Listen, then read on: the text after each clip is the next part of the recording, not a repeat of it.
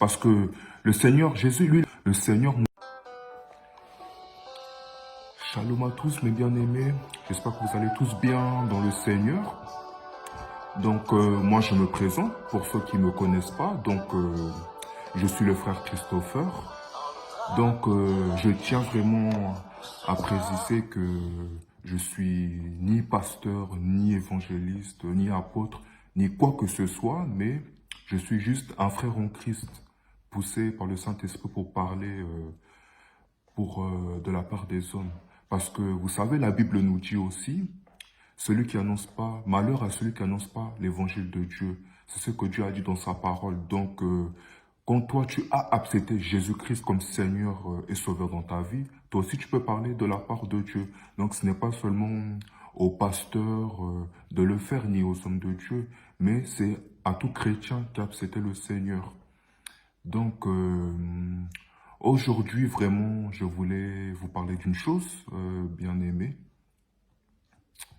Donc, mon thème d'aujourd'hui, pour commencer, c'est la persévérance dans la vie chrétienne. Donc, vous savez, mes bien-aimés, chaque jour dans nos vies, on est éprouvé par diverses choses. Peut-être, ça peut être un de tes parents qui est à l'hôpital. Peut-être tu as perdu un être cher qui est mort. Peut-être tu as perdu un travail. Peut-être tu as des difficultés dans tes finances. Donc, tous les jours, on est éprouvé. Chaque jour, on a des épreuves vraiment dans nos vies que nous, on doit affronter, mes bien-aimés. Mais il faut savoir une chose, mes bien-aimés, que Dieu permet l'épreuve. Donc, ce n'est pas Dieu qui envoie l'épreuve, mais c'est Satan qui va nous acharner à nous envoyer des épreuves, à nous combattre, pour nous pousser à craquer et pour nous pousser à abandonner. Mais Dieu aussi permet l'épreuve aussi pour voir si on va toujours croire en lui, lui faire confiance, garder la foi. Vous savez, mes bien-aimés, si on regarde aussi dans le livre de Job, vous savez, Job, il avait tout. Job, il avait sa femme. Job, il avait aussi ses enfants. Il avait un troupeau, il avait tout. Et vous savez, par la suite, Job, il avait tout permis.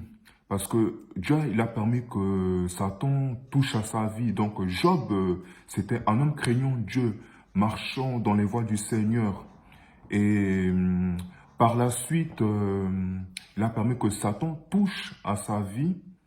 Vous savez, par la suite, Job, il avait tout perdu. Donc, il avait perdu sa femme, ses enfants. Et par la suite, pendant un moment, c'est vrai qu'il était découragé et tout. Mais par la suite, même sa femme lui a poussé même à haïr Dieu. Mais par la suite, il a continué quand même d'adorer Dieu, de le louer, malgré qu'il avait tout perdu. Et par la suite, Dieu lui a donné au centuple. Donc, nos bien-aimés, donc, il faut toujours persévérer.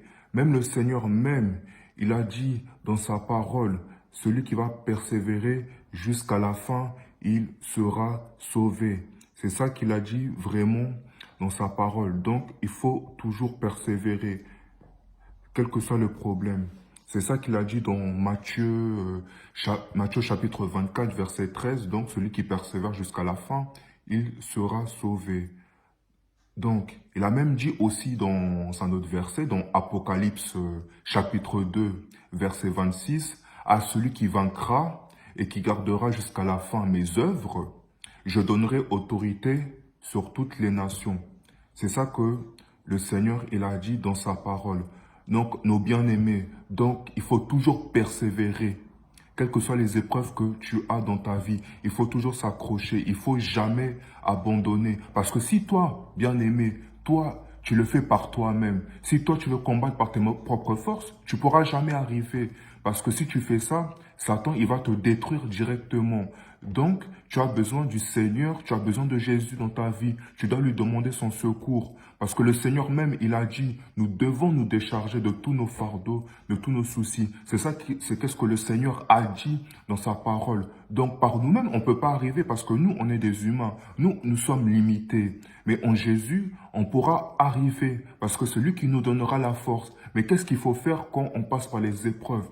On doit rester dans l'attitude de prière, parce que la Bible dit prier sans cesse. sans vous relâcher. C'est ça que le Seigneur, il a dit dans sa parole. On doit être dans le jeûne, on doit méditer la parole de Dieu. Et si nous, on fait notre part, Dieu aussi, lui, il fera sa part. Vous savez, bien-aimés, à la fin des temps, vous savez, les chrétiens, ils veulent maintenant la facilité. Ils veulent que Dieu fasse tout à leur place. Mais Dieu ne peut pas tout faire à notre place.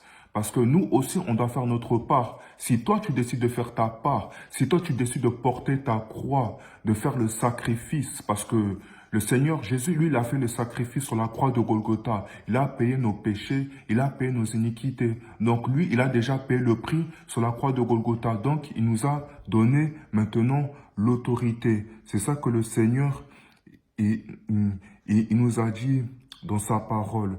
Donc, c'est vrai. Donc, maintenant, nous aussi, on doit faire maintenant notre part. On doit prendre l'autorité que le Seigneur nous a donnée. Il a juste donné le pouvoir de marcher sur les scorpions, de marcher sur toute la puissance de l'ennemi. C'est ça qu'il a dit dans sa parole. Donc, c'est ça, bien-aimé. On doit faire notre part. Quand toi, tu décides de faire ta part, Dieu aussi, il fera sa part automatiquement parce qu'il est fidèle à sa parole et lui-même, il va te donner la force de arriver, de le faire, bien-aimé. C'est ça le message que je voulais dire. Vous savez, bien-aimé, à la fin de temps, le Seigneur me parlait. Il me disait, beaucoup ont abandonné leur vie chrétienne, beaucoup ont abandonné la foi. Ils sont retournés dans le monde, ils sont retournés dans le péché, mes bien-aimés. Mais moi, je veux te dire une chose, n'abandonne jamais. Quelle que soit l'épreuve par où tu passes, n'abandonne jamais, mes bien-aimés. C'est ça que je voulais dire. Oui, vous savez, on vit vraiment dans un monde compliqué, où il se passe vraiment beaucoup de choses, bien-aimés. On voit des guerres, on voit des maladies, on voit des accidents, des famines, surtout en ce temps de la faim. Donc on voit vraiment de choses compliquées. C'est vrai qu'il y a même que des personnes, ils se posent la question, mais si Dieu existe, pourquoi il permet qu'il y ait des guerres? Pourquoi il permet qu'on souffre? Pourquoi il permet qu'il y ait la maladie, tout ça? Il y en a vraiment qui se posent beaucoup de questions. Il y en a même qui disent, si Dieu vraiment existait, il n'y aurait jamais eu ça, il n'y aurait jamais eu la souffrance, tout ça. Mais bien aimé, il y a un commencement à tout. Donc, il faut savoir pourquoi il y a la souffrance, pourquoi il y a la pauvreté, pourquoi il y a la maladie, mes bien-aimés. Donc, on va commencer petit à petit. Donc, comme on dit, il y a un commencement à tout. Donc, c'est pour ça que je vais commencer petit à petit. Donc, on va aller dans la Genèse, on va lire les versets petit à petit pour comprendre pourquoi il y a la souffrance, pourquoi il y a la maladie, tout ça. Donc, c'est ça qu'on va faire petit à petit. Vous savez, Dieu, il nous aime. Nous sommes ses créatures. Nous, on a été créés à l'image de Dieu. Donc, qu'est-ce que cela, ça veut dire? Créé à l'image de Dieu. Créé à sa ressemblance. Ça signifie quoi, bien-aimé? Donc, ça signifie que on a été créé selon sa nature divine, selon lui. Donc, avec l'amour, avec la paix, avec la joie, avec vraiment tous les fruits de l'esprit. Donc, c'est ça, quoi. C'est pour ça que Dieu nous a créés, en fait. Donc, maintenant, on va commencer.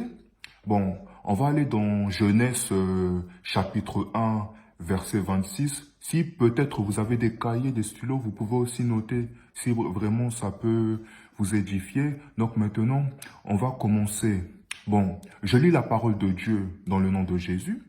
Donc, Genèse chapitre 1, verset 26.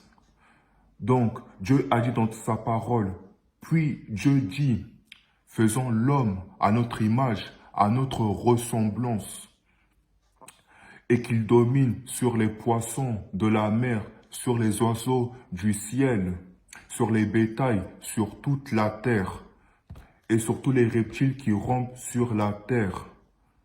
Donc, Dieu créa l'homme à son image.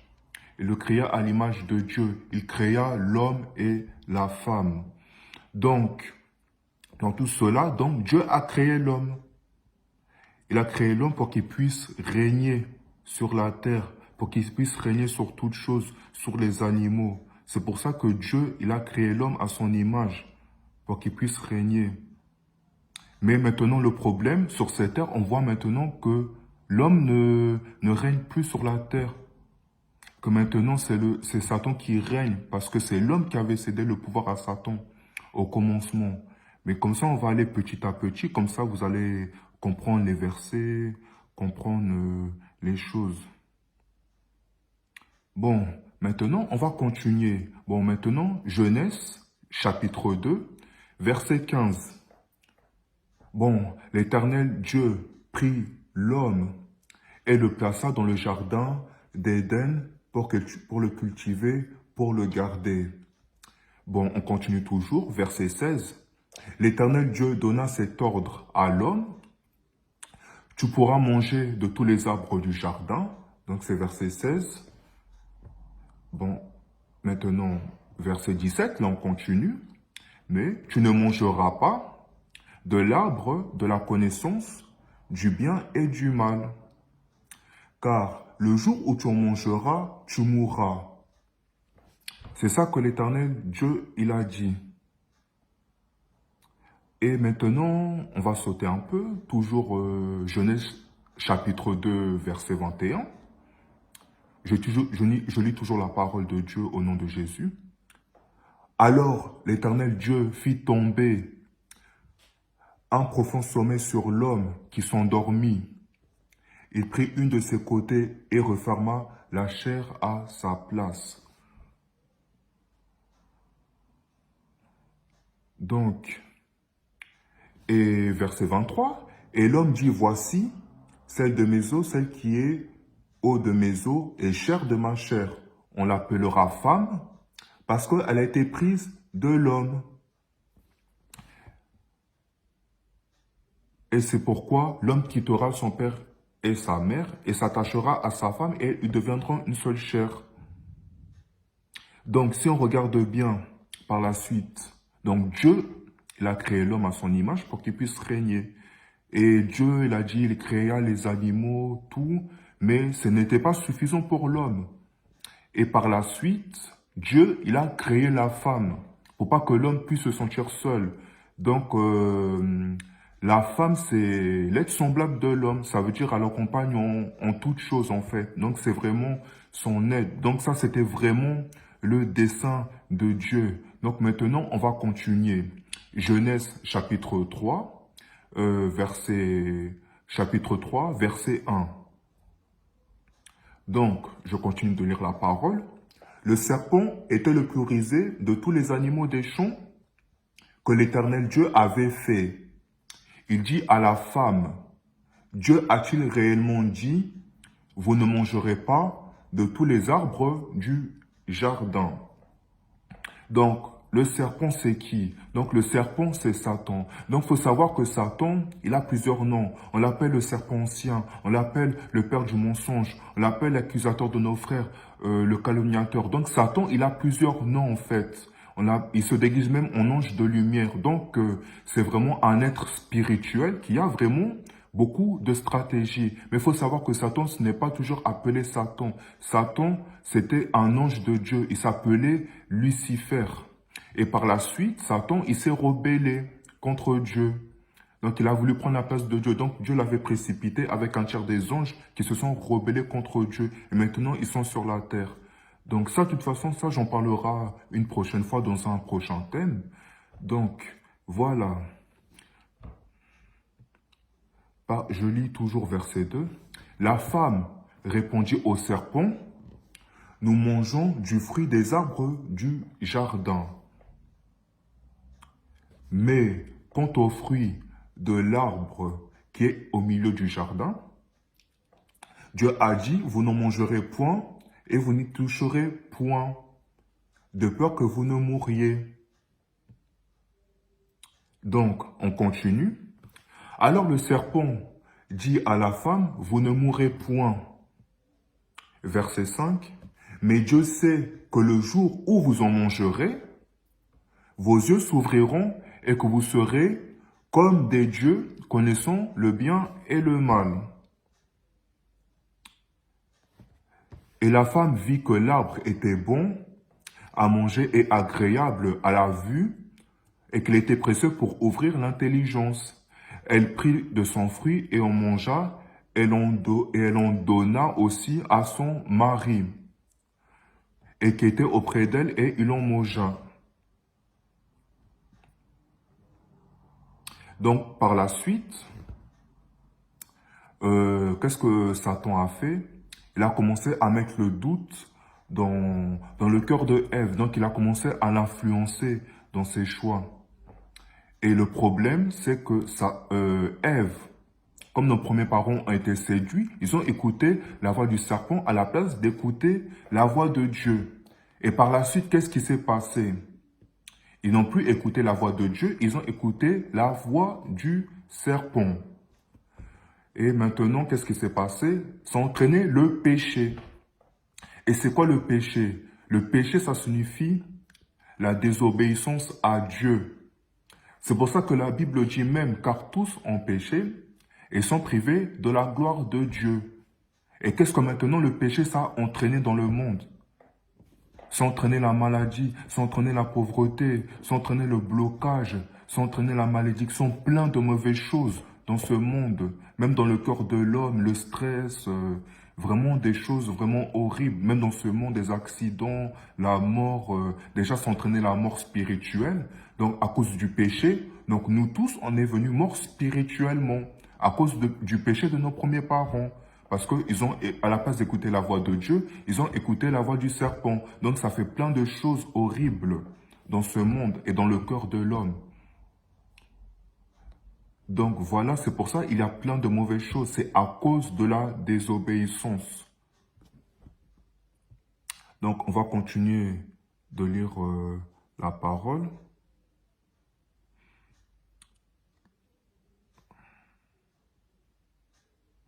Bon, par la suite, donc Genèse chapitre 3, verset 12.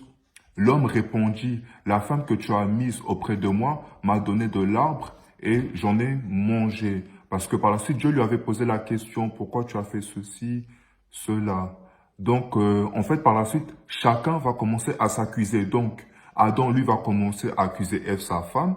Et sa femme, par la suite, Ève, elle va accuser le serpent, elle va accuser Satan. Donc, verset 13, toujours dans Genèse. Et l'Éternel, Dieu dit à la femme, pourquoi as-tu fait cela? La jeune femme répondit, le serpent m'a séduite et j'en ai mangé. Verset 14, l'Éternel Dieu dit au serpent, puisque tu as fait cela, tu seras maudit entre tous les bétails et tous les animaux des champs, et tu marcheras sur ton ventre et tu mangeras de la poussière tous les jours de ta vie. Verset 15, je mettrai l'inimité entre toi et la femme, entre ta postérité et sa postérité. Celle-ci t'écrasera la tête et tu lui blesseras le talon.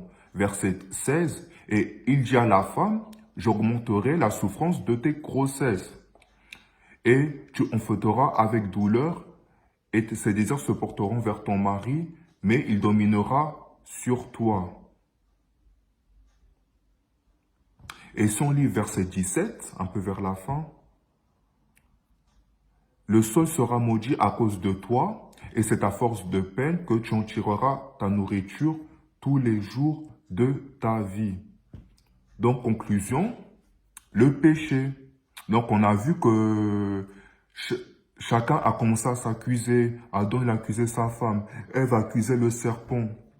Donc, voilà, le péché a entraîné la désobéissance. Et ça nous a vraiment totalement séparés de Dieu, parce que Dieu n'aime pas le péché. Mais pourquoi Dieu il a permis au serpent de séduire Ève? Parce que quand Dieu nous a créés, il nous a créés aussi avec un libre arbitre. Donc, il ne veut pas que ce soit quelque chose de forcé. Donc, c'est pour cela, il a permis que le serpent séduit Ève pour voir si elle allait choisir entre le bien ou entre le mal. Mais on sait très bien, malheureusement, qu'est-ce qui s'est passé par la suite. Ève, elle a fait le mauvais choix. Elle a écouté à la voix du serpent. Bon, et par la suite, maintenant, qu'est-ce qui va se passer? Bon, une autre personne va venir sur la terre pour venir récupérer le péché de nos premiers parents où ils ont échoué. Jésus, qui est Jésus. Bon, Jésus, on appelle Jésus le Fils de Dieu. On dit que Jésus est Dieu. Mais pourquoi on dit on dit cela dans quel contexte? Parce que c'est vrai que parfois, il y a toujours des débats entre les chrétiens, les musulmans et d'autres religions. Non, Jésus, c'est pas Dieu, c'est un prophète. Il y en a qui disent oui, c'est Dieu, tout ça. Mais maintenant, je vais vous expliquer petit à petit au fur et à mesure. Donc, on appelle Jésus le Fils de Dieu. Dans quel sens? On appelle ça parce que Jésus, il est venu représenter la nature de Dieu, en fait. C'est par rapport à ça qu'on appelle Jésus le Fils de Dieu. Donc, c'est un représentant de Dieu. Il est venu se manifester pour lui, montrer comment Dieu est vraiment. La Bible dit même, si on regarde bien, le Seigneur, il a dit, bon, on va prendre nos Bibles. Donc, Philippiens, chapitre 10, verset 7. Bon, je lis la parole de Dieu, toujours dans le nom de Jésus, mais il s'est dépouillé lui-même en prenant une forme de serviteur, en devenant semblable aux hommes. Donc, ça veut dire, c'est Dieu lui-même, il est venu en la personne de Jésus. Donc, il a quitté son royaume. Donc, Dieu lui-même s'était limité. La personne de Jésus. Oui, parce que Jésus aussi, il avait la nature de l'homme. En même temps, il avait la nature divine. Parce il a fait quand même beaucoup de miracles. Il a guéri des lépreux, des aveugles. Il a changé l'eau en vin. Il a même guéri la femme de perte la femme qui avait eu une perte de sang pendant des longues années. Donc voilà, il faisait aussi des miracles. Donc il avait la nature divine et la nature humaine. Pourquoi la nature humaine? Parce que Dieu qui est venu lui-même en Jésus, donc il s'est limité. Donc ça veut dire Dieu en Jésus, il est venu dans un corps humain, il a voulu se limiter pour prendre part aux souffrances humaines, pour se mettre aussi à la place des êtres humains.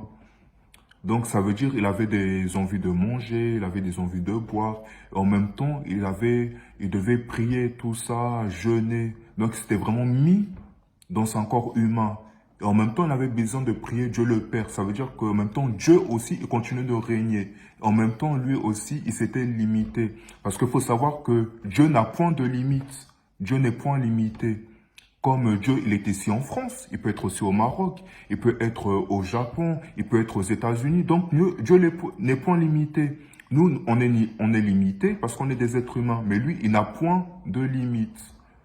Donc, voilà.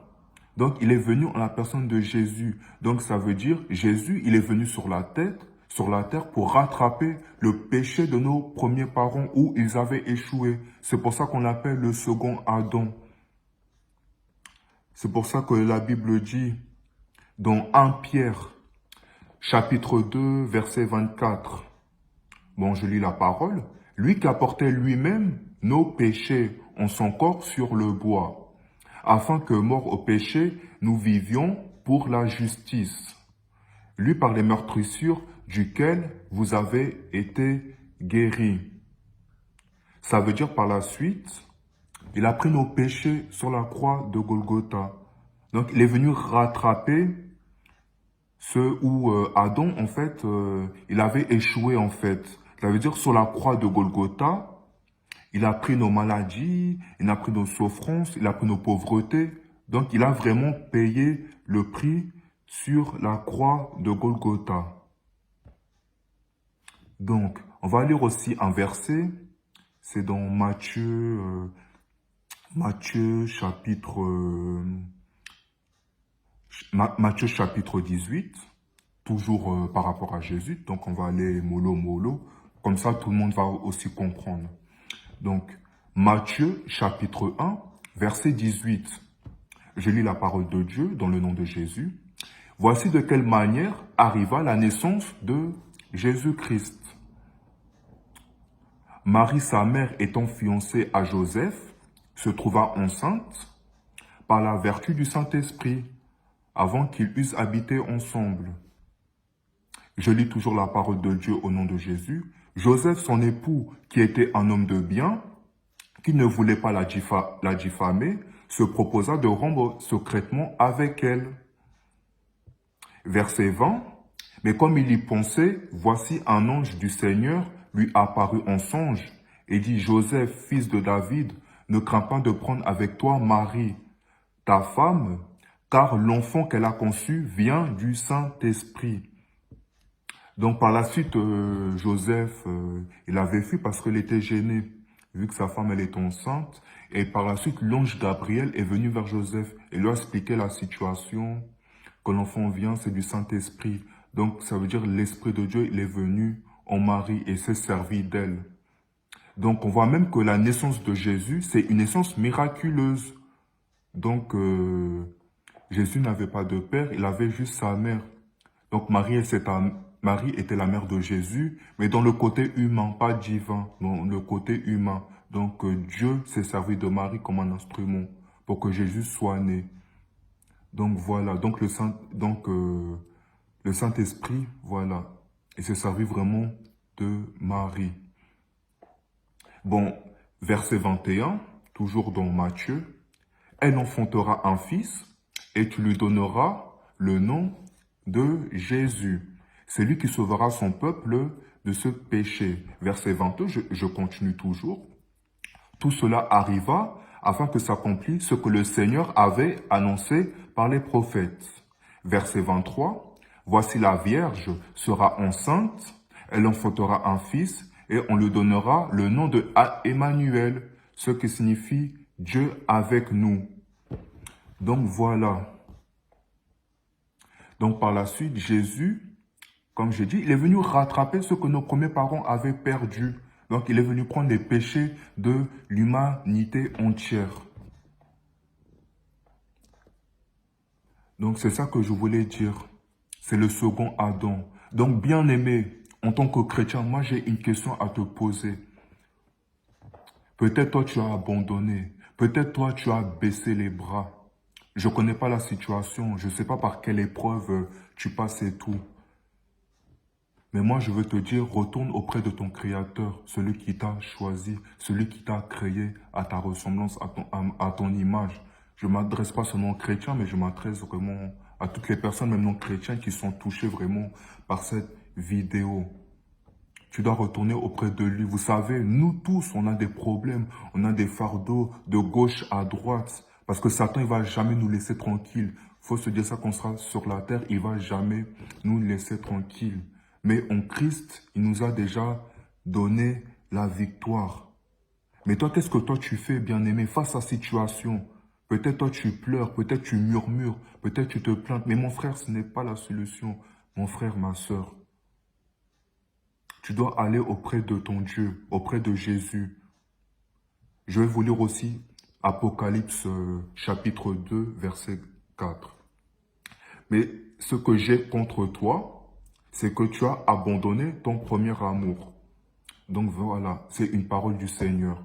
Peut-être toi, tu as abandonné pendant ce confinement, tu es retourné dans le monde, tu es retourné dans le péché, tu t'es vraiment éloigné de Dieu.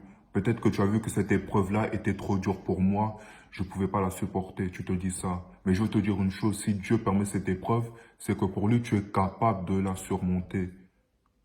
Mais tu dois déclarer des choses maintenant parce que Jésus, il t'a donné l'autorité. Il nous a donné l'autorité de marcher sur les scorpions, de marcher sur toute la puissance de l'ennemi, de régner sur l'ennemi.